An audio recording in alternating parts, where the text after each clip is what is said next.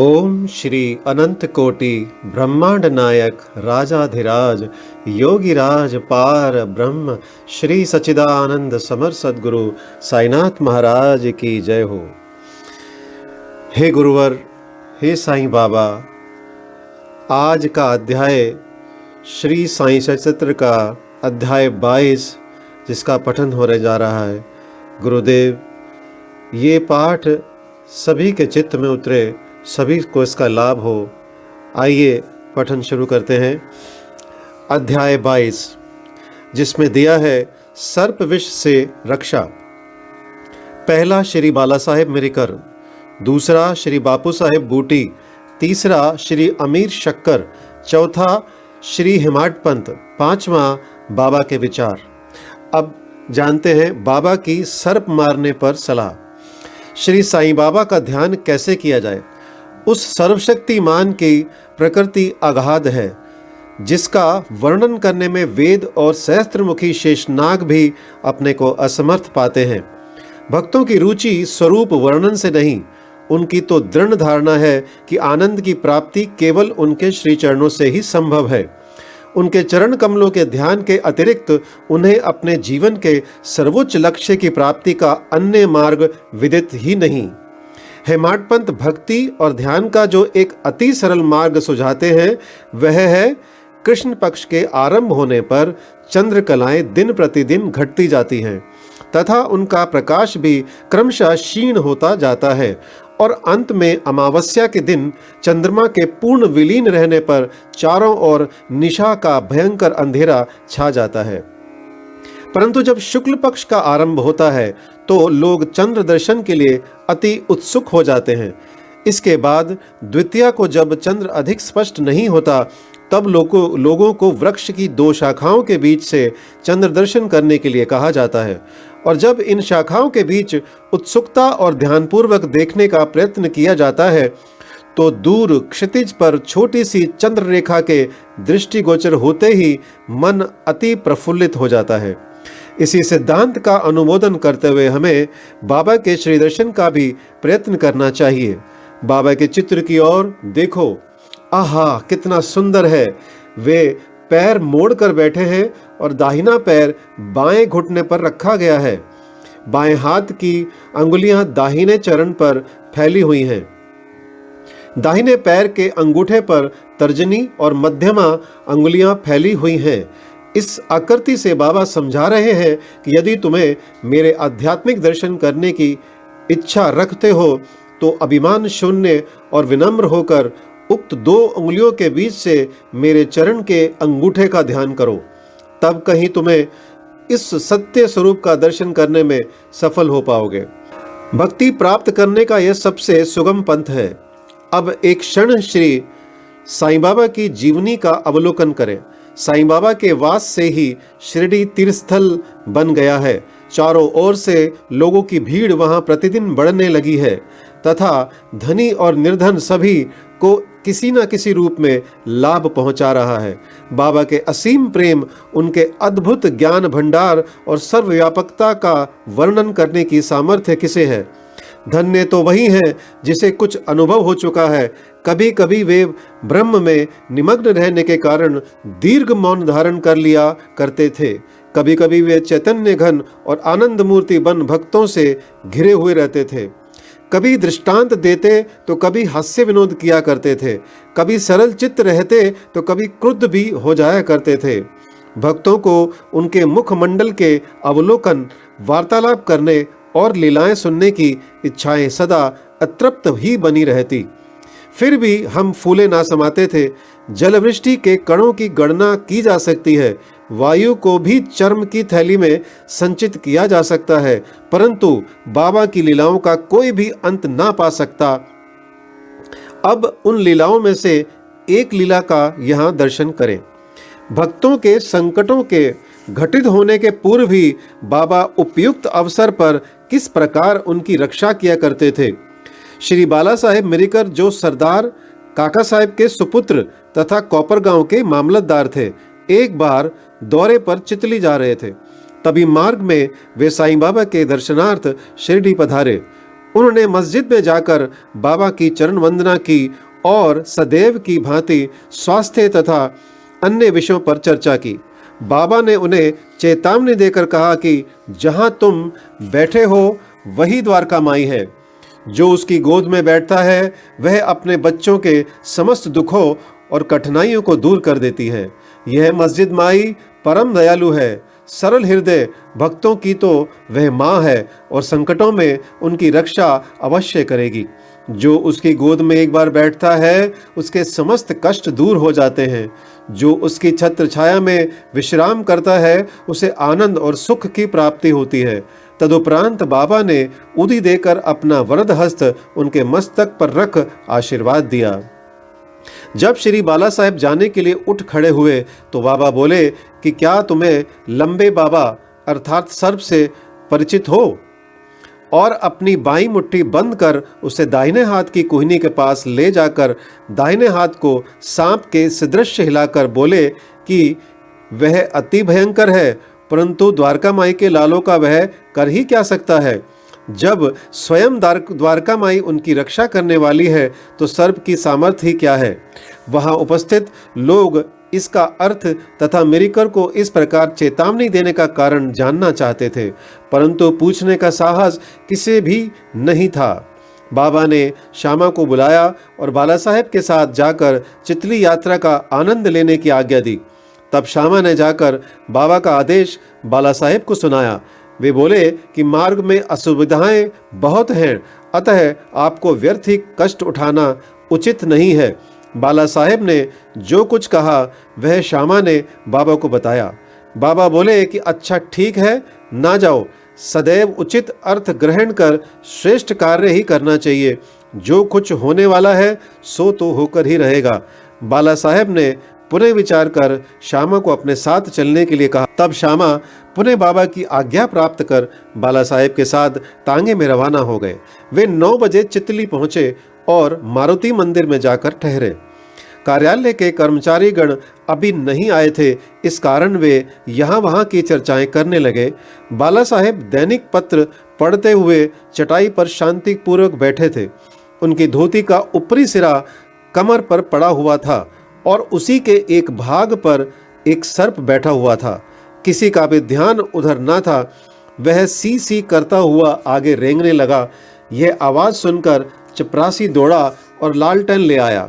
सर्प को देखकर वह सांप सांप कर कहकर उच्च स्वर में चिल्लाने लगा। तब बाला साहेब अति भयभीत होकर कांपने लगे। श्यामा को भी आश्चर्य हुआ। तब वे तथा अन्य व्यक्ति वहां से धीरे से हटे और अपने हाथ में लाठियां ले ली। सर्प धीरे धीरे कमर से नीचे उतर आया। तब लोगों ने उसका तत्काल ही प्राणांत कर दिया। जिस संकट की बाबा ने भविष्यवाणी की थी वह टल गया और साईं चरणों में बाला साहेब का प्रेम दृढ़ हो गया। अब आगे पढ़ते हैं। बापू साहेब बूटी।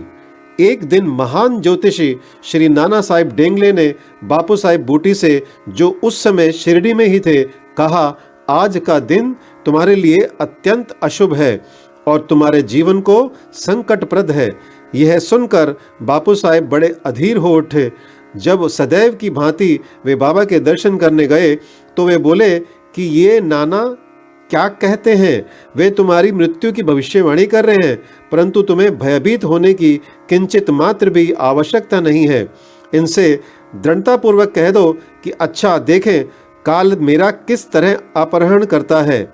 जब संध्या समय बापू अपने शौच गृह में गए तो वहां उन्हें एक सर्प दिखाई दिया। उनके नौकर ने भी सर्प को देख लिया और उसे मारने को एक पत्थर उठाया। बापू साहेब ने एक लंबी लकड़ी मंगवाई, परंतु लकड़ी आने से पूर्व ही वह सांप दूरी पर रेंगता हुआ दिखाई दिया और तुरंत ही दृष्टि से ओझल हो गया। बापू साहेब को बाबा के अभयपूर्ण वचनों का स्मरण हुआ और बड़ा ही संतोष हुआ। अब आगे पढ़ते हैं। अमीर शक्कर। अमीर शक्कर कोरले गांव का निवासी था, जो कौपर गांव तालुके में है। वह जाति का कसाई था और बांद्रा में दलाली का धंधा किया करता था। वह प्रसिद्ध व्यक्तियों में से एक था। एक बार वह गठिया रोग से अधिक कष्ट पा रहा था।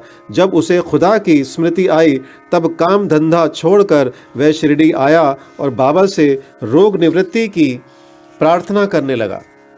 तब बाबा ने उसे चावड़ी में जाकर रहने की आज्ञा दी।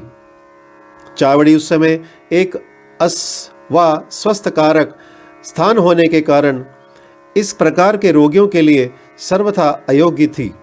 गांव का अन्य कोई भी स्थान उसके लिए बेहतर होता, परंतु बाबा के शब्द तो निर्णयात्मक तथा मुख्य औषधि स्वरूप थे। बाबा ने उसे मस्जिद में ना आने दिया और चावड़ी में ही रहने की आज्ञा दी।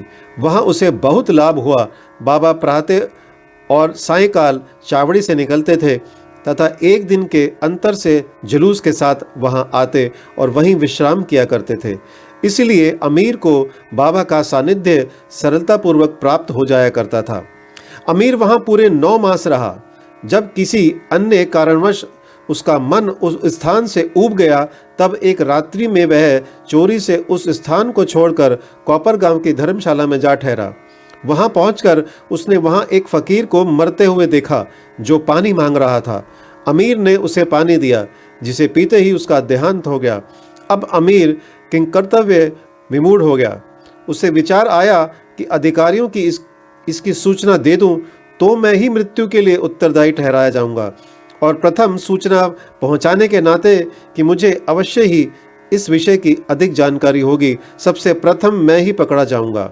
तब बिना आज्ञा शिरडी छोड़ने की उतावली पर उसे बड़ा पश्चाताप हुआ। उसने बाबा से मन ही मन प्रार्थना की और शिरडी लौटने का निश्चय कर उसी रात्रि बाबा का नाम लेते हुए पो फटने से पूर्व ही शिरडी वापस पहुंचकर चिंता मुक्त हो गया। फिर वह चावड़ी में बाबा की इच्छा और आज्ञा अनुसार ही रहने लगा और शीघ्र ही रोग मुक्त हो गया। एक समय ऐसा हुआ कि अर्धरात्रि को बाबा ने जोर से पुकारा कि ओ अब्दुल, कोई दुष्ट प्राणी मेरे बिस्तर पर चढ़ रहा है। अब्दुल ने लालटेन लेकर बाबा का बिस्तर देखा, परंतु वहां कुछ भी ना दिखा। बाबा ने ध्यानपूर्वक सारे स्थान का निरीक्षण करने को कहा और वे अपना सटका भी जमीन पर पटकने लगे। बाबा की यह लीला देखकर अमीर ने सोचा कि हो सकता है कि बाबा को किसी सांप के आने की शंका हुई हो। दीर्घ काल तक बाबा की संगति में रहने के कारण अमीर को उनके शब्दों और कार्यों का अर्थ समझ में आ गया था। उन्होंने अपने बिस्तर के पास कुछ रेंगता हुआ देखा। तब उन्होंने अब्दुल से बत्ती मंगवाई और एक सांप को कुंडली मारे हुए वहां बैठे देखा, जो अपना फन हिला रहा था। फिर वह सांप तुरंत ही मार डाला गया। इस प्रकार बाबा ने सामयिक सूचना देकर अमीर के प्राणों की रक्षा की। आगे जानते हैं हेमाड पंथ, बिच्छू और सांप। पहला, बाबा की आज्ञानुसार काका साहेब दीक्षित श्री एकनाथ महाराज के 2 ग्रंथों भागवत और भावार्थ रामायण का नित्य पारायण किया करते थे। एक समय जब रामायण का पाठ हो रहा था तब श्री हेमाड पंथ भी श्रोताओं में सम्मिलित थे। अपनी मां के आदेशानुसार किस प्रकार हनुमान ने श्री राम की महानता की परीक्षा ली, यह प्रसंग चल रहा। सब श्रोता जन मंत्र मुग्ध हो रहे थे तथा हेमाड पंथ की भी वही स्थिति थी। पता नहीं कहां से एक बड़ा बिच्छू उनके ऊपर आ गिरा और उनके दाहिने कंधे पर बैठ गया, जिसका उन्हें कोई भान तक ना हुआ। ईश्वर को श्रोताओं की रक्षा स्वयं करनी पड़ती है। अचानक ही उनकी दृष्टि कंधे पर पड़ गई। उन्होंने उस बिच्छू को देख लिया। वह मृत प्राय सा प्रतीत हो रहा था, मानो वह भी कथा के आनंद में तल्लीन हो। हरि इच्छा जानकर उन्होंने श्रोताओं में बिना विघ्न डाले उसे अपनी धोती के दोनों सिरे मिलाकर उसमें लपेट लिया और दूर ले जाकर बगीचे में छोड़ दिया।